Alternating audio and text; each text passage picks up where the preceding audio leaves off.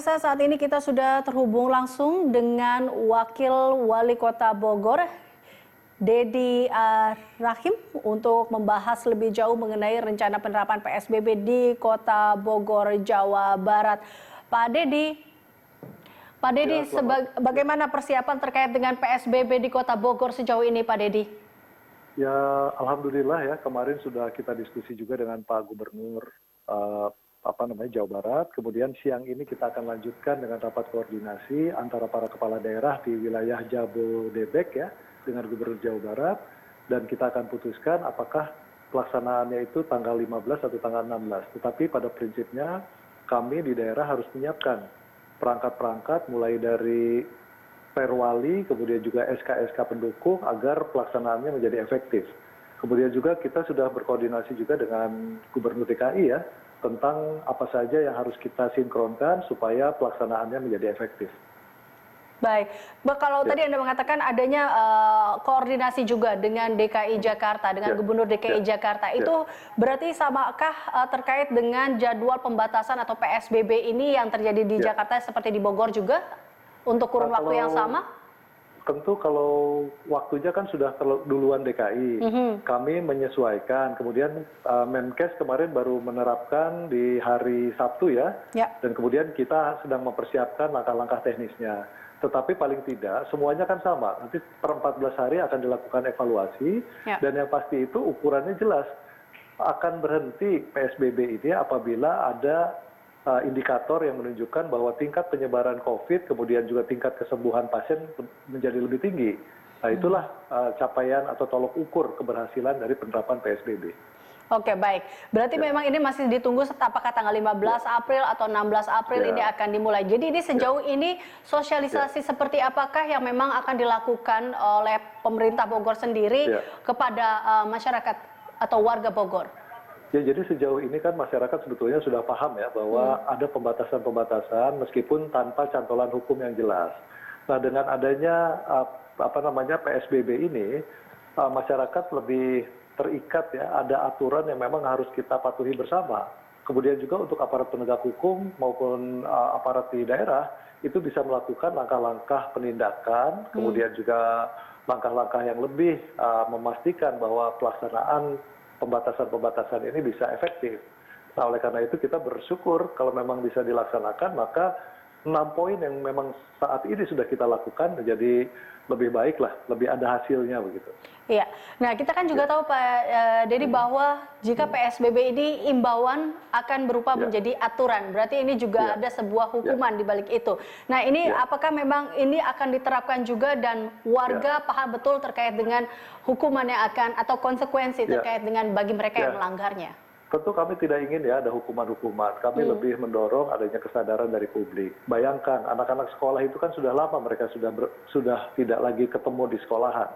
Ya, jadi saya juga justru mengharapkan pelajar dan mahasiswa ini juga jadi salah satu garda terdepan untuk menjaga seluruh rangkaian PSBB ini. Mereka-mereka yang masih bandel, masih keluyuran, masih kumpul-kumpul, ditegur juga oleh pelajar dan mahasiswa. Ya kenapa? Karena semakin lama pelaksanaan PSBB karena ketidakpatuhan atau ketidakdisiplinan warga, maka pelajar mahasiswa kan semakin tidak jelas juga kapan mereka masuk sekolah. Oke, baik. Berarti kalau secara hukuman ini masih dalam pembicaraan ya Pak terkait dengan hal itu ya? Ya kalau dari dasar hukumnya kan jelas dengan PSBB itu artinya ada cantolan hukum dari PP 21 tahun 2020 ya. Kemudian juga PP 21 2020 kan merefer kepada Undang-Undang Nomor 6 tahun 2018 tentang kekarantinaan kesehatan. Jadi sangat jelas sebetulnya. Kalau orang masih berkumpul di atas 5 orang, itu kemudian bisa kita kenakan sanksi. Kemudian juga usaha-usaha yang mestinya delivery tetapi masih dine in gitu kan, itu juga bisa kena sanksi. Nah, makanya kita sedang koordinasikan. Tadi pagi kita juga rapat dengan PHRI ya. Kita berikan pemahaman dan kita minta sistem dirubah. Yang tadinya makan di dalam, nah sekarang coba delivery atau pesan antar ya dengan ojol gitu kan. Jadi sedang kita bahas. Nanti kita juga akan duduk dengan Kadin, kemudian juga dengan HIPMI, dengan IWAPI dan lain-lain, termasuk juga Forkopimda dan tokoh-tokoh masyarakat untuk persiapan yang lebih akurat lagi nanti. Oke, Pak, bagaimana dengan pembatasan kendaraan yang dari dan menuju Bogor sendiri? Apakah ini juga akan melakukan pembatasan terkait dengan jumlah penumpang atau seperti apa? Sama seperti di DKI Jakarta kah? Iya, otomatis ya. Jadi artinya kalau kita lihat dari Pergub DKI, kelihatannya kan kita akan adopsi pengurangan jumlah penumpang kapasitas menjadi 50%. Kemudian jam operasional angkutan umum juga hanya berkisar antara jam 6 pagi sampai jam 18 sore. Nah, kemudian juga tentu dengan pembatasan di DKI, jumlah penurunan sudah cukup signifikan. Kita perhatikan ya, monitoring di Terminal Baranang Siang, kemudian juga kita monitor di stasiun kereta api.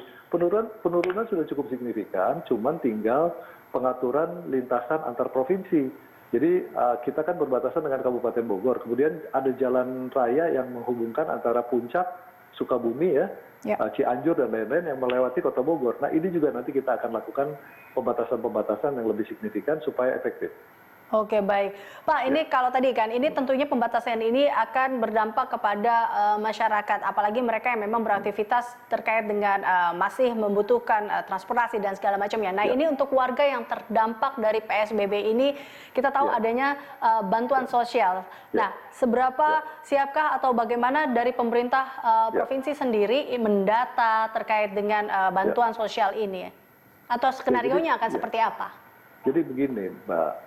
Kita kan sudah punya namanya DTKS, Data Terpadu Kesejahteraan Sosial. Ada 71.000 masyarakat ya, kepala keluarga yang sudah teridentifikasi, mereka memang selama ini sudah mendapatkan bantuan melalui program Keluarga Harapan. Jadi mereka rata-rata memperoleh kisaran ya antara 150.000 sampai 200.000 dalam bentuk sembako. Itu sudah berlangsung beberapa tahun. Nah, kita tinggal tingkatkan kalau yang untuk 71.000 orang yang sudah terdaftar dalam DTKS. Kemudian juga dari pemerintah pusat dan provinsi mensyaratkan juga adanya misbar atau miskin baru yang terdampak dari COVID ini. Kita sudah data ada sekitar 51.000. Nah, tinggal dari 51.000 ini pembiayaannya apakah dari pusat, dari provinsi atau dari pemerintah kota. Ini sedang kita bagi. Tetapi pendataannya sudah berlangsung dan saat ini sedang masuk di proses verifikasi dan kita coba konsolidasikan datanya sehingga nanti valid. Dan prinsipnya seseorang yang mendapatkan bantuan dari keuangan negara itu tidak boleh berkali-kali mendapatkan bantuan dari pos-pos yang lain. Artinya negara satu kali saja, tidak bisa berkali-kali. Oke, oleh karena itu harus ada data yang akurat ya Pak, sehingga tidak adanya double atau mendapatkan dua seperti itu.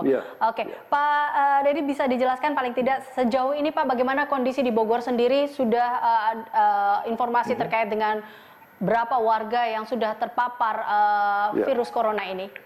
Jadi kalau warga yang terpapar ya, kelihatannya sih kecenderungannya masih naik ya. Sekarang itu sampai, sebentar saya lihat. Data terakhir, ada totalnya, sebentar Mbak, 49 ya, 49 yang positif. Kemudian dari 49 itu 10 yang meninggal dunia dari yang positif. Kemudian yang dari PDP, dari 92 meninggal dunia 18. Kemudian saat ini total jumlah ODP ya mencapai 901 orang, di mana sisa dari proses setelah kita lakukan pendataan melalui rapid test maupun dari swab itu ada tinggal sisa 416. Tapi dari indikator ini kita masih melihat bahwa ini adalah fenomena gunung es. Kalau tidak dilakukan secara disiplin untuk menekan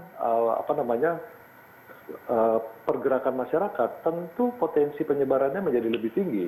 Dan kita harus pahami bahwa tidak semua instalasi kesehatan ini mampu menangani COVID-19. Jadi betul-betul kita harus berikan penyadaran kepada masyarakat untuk stay at home itu, untuk tinggal di rumah itu, untuk belajar, bekerja dan beribadah dari rumah itu betul adanya. Karena kita tidak mampu apabila semuanya kita proses melalui pendekatan kuratif, maka preventif menjadi lebih penting di situ.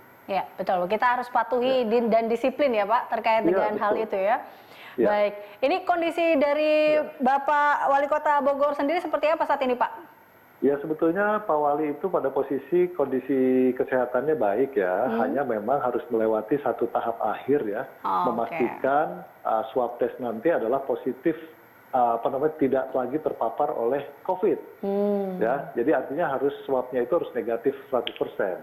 Nah ini perlu ada serangkaian waktu dan treatment yang yang harus dilakukan, tetapi saya pikir sudah tidak terlalu beresiko lagi dan beliau dalam kondisi sehat, tinggal menunggu hasil akhir aja. Baik, Pak Dedi juga tetap sehat, Pak Dedi. Selamat bertugas kembali, Pak Dedi. Terima kasih telah bergabung bersama kami dalam News on the Spot kali ini. Tetap sehat, Pak Dedi. Ya, pemirsa, demikian tadi dialog kami bersama Dedi Rahmi, Wakil Wali Kota Bogor.